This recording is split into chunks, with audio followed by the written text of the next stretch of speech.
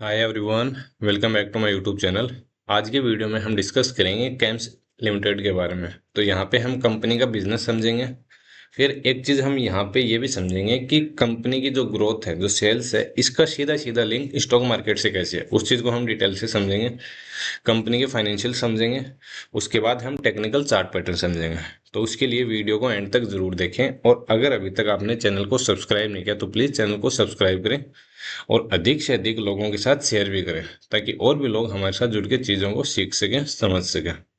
तो सबसे पहले हम चलते हैं स्क्रीनर डॉट इन पर। वहाँ पे हम एक बार कंपनी के बिजनेस को समझते हैं। The company is a mutual fund transfer agency. It provides investor services, distributor services and asset management companies services, AMC services. अब थोड़ा सा इसको आसान भाषा में समझते हैं कि कंपनी का बिजनेस है क्या। तो कैम्स का जो प्राइमरी बिजनेस है वो म्यूचुअल फंड आरटीए सर्विस देना है। आरटीए क्या होता है? Registrar and transfer agent. अब इनका काम क्या होता है आरटीए का? जब भी हम किसी म्यूचुअल फंड में पैसा लगाते हैं तो फंड हाउस सारा डाटा जो होता है वो खुद मैनेज नहीं करता, बल्कि कैम्स जैसे जो आरटी होते हैं जो उनके लिए सारा डाटा मैनेज करते हैं, उनको ये अपना काम देते हैं। म्यूचुअल फंड हाउस जैसे बड़े बड़े इनके कस्टमर होते हैं, जैसे client SBI mutual fund house, HDFC mutual fund house, ICIC prudential.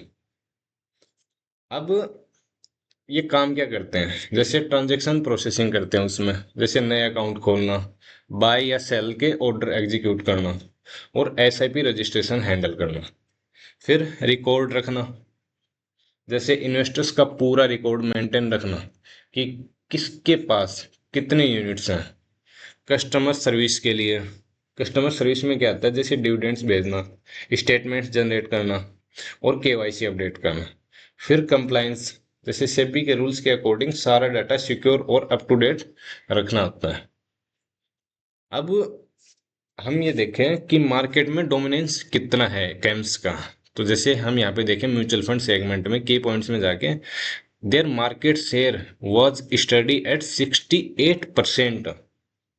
Camps के पास इंडिया के जो म्यूचुअल फंड इंडस्ट्री है इसका लगभग 68% 68% शेयर है। मार्केट शेयर मतलब बड़े बड़े एएमसी इसकी सर्विस यूज करते हैं।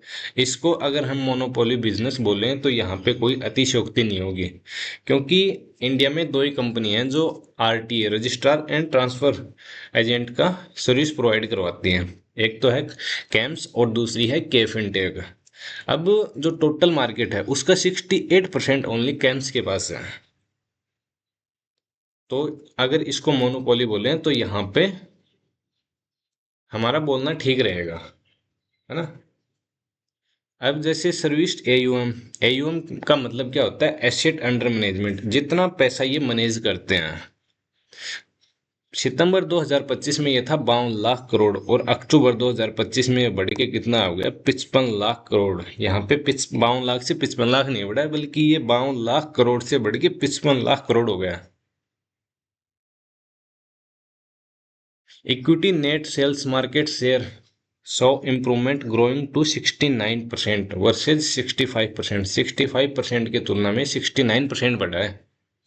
अब ये सोच सकते हैं कि मतलब कितना बड़ा ये नंबर है। अभी ये नंबर मायने क्या रखता है, इस चीज को हम थोड़ा सा समझते हैं कि मतलब इस चीज को हम ऐसे समझेंगे कि पैसा कैसे कमाते हैं। ये जो पैसा मैनेज करते हैं, एसेट अंडर मैनेजमेंट है, यहाँ पे एक एक फिक्स अमाउंट ये चार्ज करते हैं परसेंटेज में। जैसे जैसे लोग म्यूचुअल फंड में ज्यादा पैसे डालते हैं, कैम्स की कमाई भी बढ़ती है। फिर अगर एक चीज को थोड़ा हम डीप डाइव जाके समझें, तो 2020 जब कोरोना आया था तो उसके बाद से इंडिया में स्टॉक मार्केट की एक सुनामी सी आ गई थी। फिर दूसरा पॉइंट ये भी है, दूसरा रीजन ये भी है कि लोगों में जैसे जैसे समझ बढ़ती है, जैसे जैसे लोगों में नॉलेज डेवलप होती है, वहां पे लोग अपनी कमाई का एक हिस्सा इन्वेस्टमेंट की तरफ लेके जाते हैं। मान लो किसी के पास टाइम नहीं है खुद से मार्केट सीखने का, करने का, तो वो लोग वहां पे म्यूचुअल फंड की तरफ जाते हैं, एसआईपी की तरफ जाते हैं। तो वहां पे जैसे जैसे ये नंबर बढ़ेगा तो इस कंपनी की ग्रोथ ऑटोमेटिक होनी है। अगर थोड़ा सा हम यहाँ पे गहराई में जाके समझें कि आने वाले 30-40 साल स्टॉक मार्केट के लिए इंडिया के एक गोल्डन एरा आने वाला है, तो वहां पे ये कंपनी एक अच्छा खासा अपना हिस्सा यहाँ से ले जाएगी और अच्छी खासी ग्रोथ यहाँ से ले जाएगी, है ना। अब यहाँ पे देखें कि इन्होंने the company has taken 6 AMCs live in 2025 including well known names, जहाँ पे अच्छे खासे नाम है। एंजल वन, यूनिफाई, जियो, ब्लैक रॉक, सी बैंक, श्रीलंका, तोरस। अब कंपनी ने यहाँ पे एक SBI के साथ मिलके एक नया प्रोडक्ट लॉन्च किया था, SIF, special investment fund, which governor, जिसके थ्रू इन्होंने 1,000 करोड़ रुपए यहाँ पे जुटाए भी हैं। The company expects 8-9 of its service funds to launch SIFs यानी special investment funds until March 2026। NFO sales achieved 80% share of NFO collections across the 33 schemes launched during Q2 financial year 2026। NFO का मतलब क्या होता है? NFO का मतलब होता है न्यू फंड ऑफर। जब भी कोई म्यूचुअल फंड हाउस नई स्कीम लेके आता है, नई स्कीम लेके आता है, तो उसे ही NFO बोलते हैं।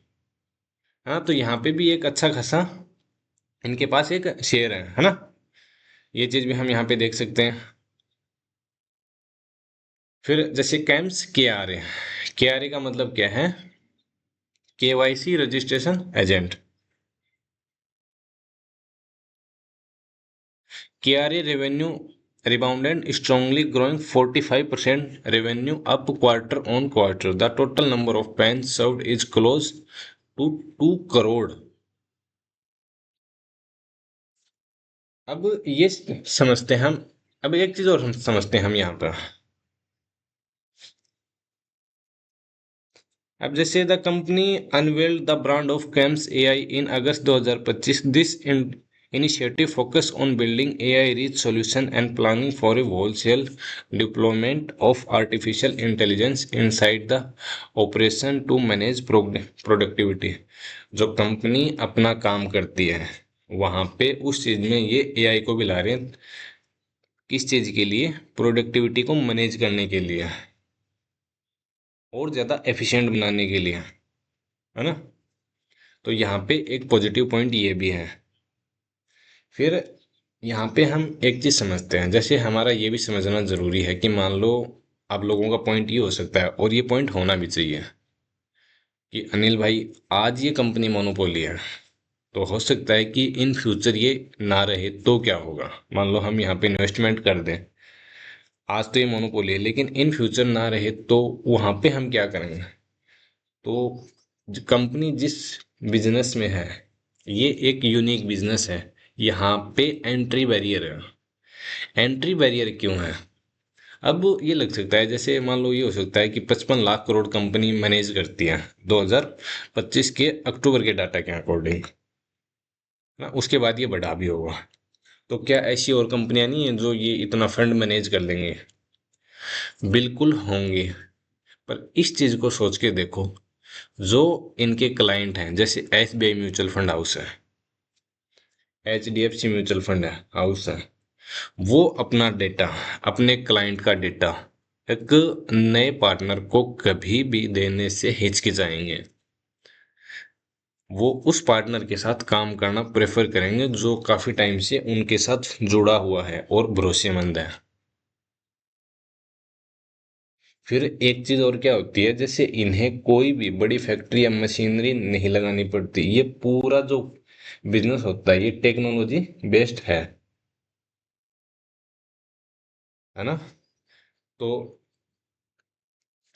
इनकी मोनोपोली बनी क्यों रहेगी, इस चीज को हमने समझ लिया कि मतलब एक भरोसा जीतना। बड़े बड़े क्लाइंट हैं, HDFC म्यूचुअल फंड है, SBI है, उनका भरोसा जीतना इतना आसान काम नहीं है। और वो इतनी आसानी से अपने क्लाइंट्स का डेटा किसी नए प्लेयर को देते भी नहीं है। तो ये यहाँ पे एक एंट्री बैरियर है। ओके।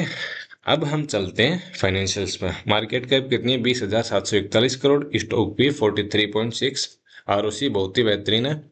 और रिटर्न ऑन इक्विटी ये भी शानदार है। डेब्ट to equity only 0.05। Promoter holding zero. Pledge percent भी जीरो। प्रमोटर होल्डिंग जीरो क्यों है, इस चीज को हम थोड़ा आगे जाके देख लेंगे। अगर पी रेशियो की बात करें तो 5 साल के टाइम फ्रेम पे मीडियन पी के आसपास चल रहा है। 5 साल, 3 साल, 1 साल में थोड़ा सा ऊपर है, तो ये कोई इश्यू वाली बात है नहीं वैसे। और 3 साल और 5 साल पे मीडियन पी के आसपास ही चल रहा है। फिर एक चीज हमें यहाँ पे ये भी समझनी है कि जैसे जैसे इंडिया का स्टॉक मार्केट बढ़ेगा, जैसे जैसे लोग जितना ज्यादा इन्वेस्टमेंट करेंगे यहाँ पे, इनकी सेल्स है उतनी ज्यादा बढ़ेगी, और सेल्स बढ़ेगी तो वहां पे रेवेन्यू अपने आप जनरेट होगा। नेट प्रॉफिट वहां से अपने आप बढ़ेगा। अब अगर हम मार्च 2026 का रिजल्ट देखें यहाँ पे, तो 300, मार्च 25 में सेल्स कितनी थी? 356 करोड़ से बढ़ के 395 करोड़। लास्ट 12 क्वार्टर में हाईएस्ट हो रहा है। ऑपरेटिंग प्रॉफिट हाईएस्ट हो रहा है लास्ट के 12 क्वार्टर का।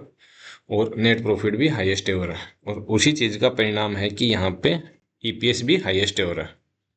अब प्रॉफिट लॉस स्टेटमेंट में जाके देखें हम, तो सेल्स 659 करोड़ से बढ़ के कितनी हो गई? 1516 करोड़। और नेट प्रॉफिट भी यहाँ पे हाईएस्ट हो रहा है, 472 का। अगर हम कंपाउंडेड प्रॉफिट ग्रोथ देखें तो 3 साल में यहाँ पे 20% है, जो कि बहुत ही बेहतरीन है। और रिटर्न ऑन इक्विटी देखें 5 साल, 3 साल और लास्ट ईयर का, तो ये 42%, 41% के आसपास ये एवरेज है ना।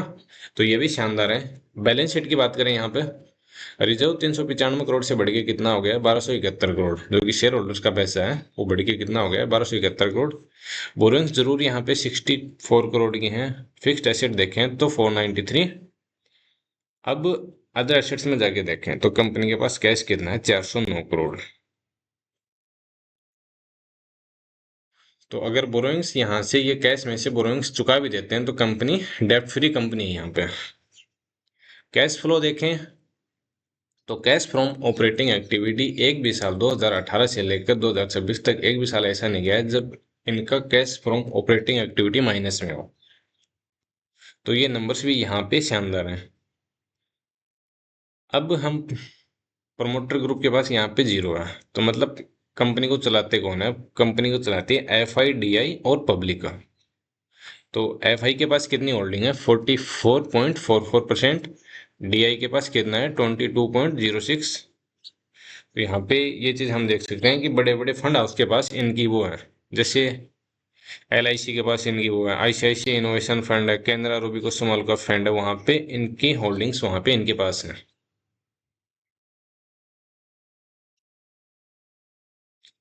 अब पब्लिक की बात करें तो यहाँ पे 33.49% होल्डिंग्स पब्लिक के पास में है, जिसमें से 3.14% आशीष पार्थ सारथी, जो वेलफेयर ट्रस्ट है, उनके नाम पर है यहाँ पे। तो मतलब 30% मान सकते हैं, 30% से थोड़ा सा ऊपर है। तो 30% होल्डिंग पब्लिक के पास है, 70% होल्डिंग यहाँ पे एफआई और डीआई के पास है ना।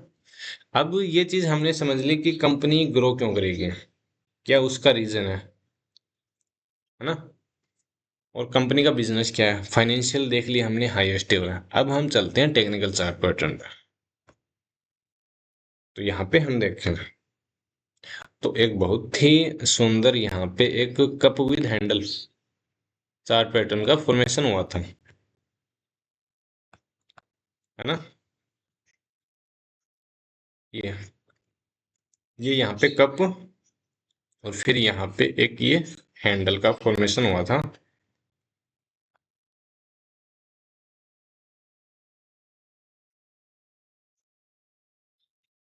और उसके बाद इस कैंडल पे यहाँ पे इसने ब्रेकआउट भी दिया था, इस कैंडल पे ग्रीन कैंडल के साथ क्लोजिंग। और फिर नेक्स्ट डे यानी कि 6 मई 2026 को ब्रेकआउट कंफर्मेशन भी हुआ था। अब अगर हम यहाँ पे इसकी टेक्निकल टारगेट निकालें यहाँ पे टेक्निकल चार्ट पैटर्न के, तो ऐसे में हमें करना क्या है, हम जो हेड है यहाँ पे, यानी कप विद हैंडल में जो कप की जो डेप्थ है उसको हम मेजर करेंगे कहाँ तक, नेक लाइन तक, और उसको प्लॉट कर देंगे यहाँ पे नेक लाइन से ऊपर, है ना। तो ये हमारा आता है नेक लाइन से ऊपर 21.19%। अब जैसे हमने ये चीज समझ लिया, आज मान लो जैसे मैं वीडियो बना रहा हूँ 7 तारीख को, है ना, 7 मई 2026 को। अगर हम आज जो करंट टाइम पे जो ये जो चल रहा है स्टॉक प्राइस, अगर यहाँ से बात करें तो टारगेट तक ये हमारा कितना निकल के आता है, लगभग 13% के आसपास। अब जैसे हमने ये सारे रीजन अच्छे से समझ लिए कि क्यों स्टॉक मार्केट ऊपर जाएगा, तो कंपनी की सेल्स बढ़ेंगी, नेट प्रॉफिट बढ़ेगा, वहां पे सब कुछ अच्छा ही होता जाएगा। तो ऐसे में हम क्या, ऐसा नहीं हो सकता कि हम ऑल टाइम हाई तक भी ट्रेड कर सकें, तो हम बिल्कुल ऐसा कर सकते हैं, है ना। और अगर हम पीछे का भी ट्रैक रिकॉर्ड देखें तो यहाँ पे अच्छा खासा रहा है ना। तो अगर हम ऑल टाइम हाई तक ट्रेड करते हैं, जो करंट प्राइस है जैसे यहाँ पे, तो ये हमारा निकल के आता है यहाँ से लगभग 28-29% के आसपास। और हाईएस्ट एवर क्लोजिंग की बात करें यहाँ पे, तो ये हमारा निकल के आता है 27%।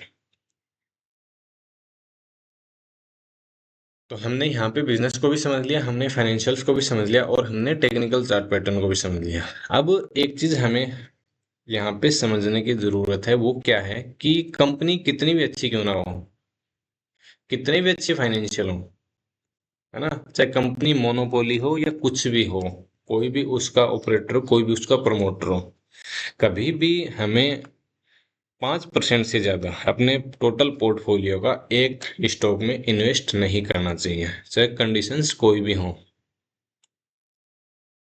अपने पोर्टफोलियो को हमें वेल डाइवर्सिफाई हमेशा रखना चाहिए।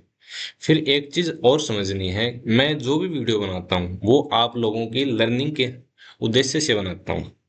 यहाँ पे मेरा टारगेट किसी भी तरह की कोई भी टिप प्रोवाइड करवाना नहीं है, मेरा आप लोगों को ये सिखाने का टारगेट रहता है कि आप बिजनेस को एनालाइज कैसे करें, फाइनेंशियल्स को कैसे एनालाइज करें, फ्यूचर ग्रोथ कहाँ से कैसी आएगी, उस चीज को एनालाइज करना आप लोग सीख सकें, समझ सकें। तो मेरा टारगेट यहाँ पे आप लोगों को सिखाना होता है हमेशा। ओके। अगर वीडियो अच्छी लगी हो तो वीडियो को लाइक करें, और अधिक से अधिक लोगों के साथ शेयर भी कर दें, ताकि और भी लोग हमारे साथ जुड़ के मार्केट को अच्छे से सीख सकें, समझ सकें। आज के लिए बस इतना ही, फिर मिलते हैं किसी नए वीडियो के साथ। तब तक के लिए जय हिंद, जय भारत।